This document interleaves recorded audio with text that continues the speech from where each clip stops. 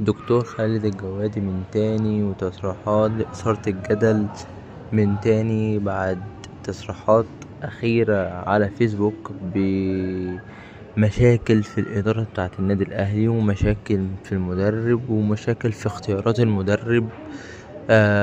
وكيل أعمال مارسيل كولر يخرج عن صمته.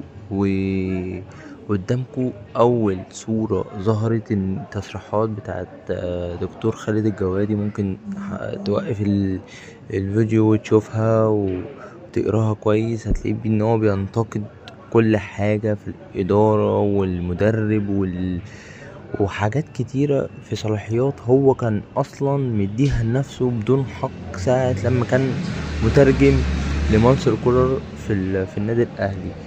والفكرة إن وكيل أعمال مارسيل كولر طلع برضو بيان بينتقد فيه الجوادي بكل شكل من الأشكال، وإن هو واخد صلاحياته، إن هو بيعمل بلبلة ومشاكل على الفاضي، وبيتدخل في حاجات لا تعنيه ولا تخصه.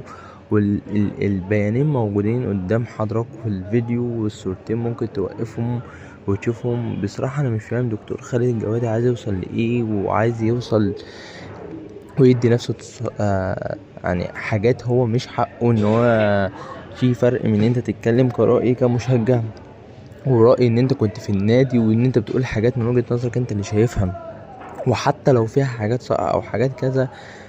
اشمعنى دلوقتي، واشمعنى في الوقت ده، واشمعنى تطلع تقولها، واشمعنى بالطريقة دي؟ بصراحة مش عارف هو عايز يوصل لإيه، ولا ايه اللي في دماغه، ولا بيطلع بلا هدف كده، ولا عايز يعمل مشاكل، ولا ايه، الله اعلم. بس صراحة توقيت غريب ان هو يطلع في التوقيت ده بالتصريحات دي.